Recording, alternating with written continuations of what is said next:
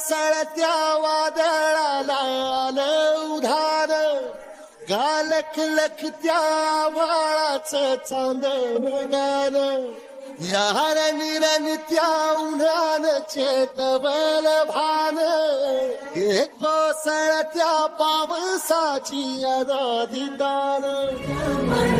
सत्वाचा परिमळ, या रूपाचं रूप शांत दिसू दे.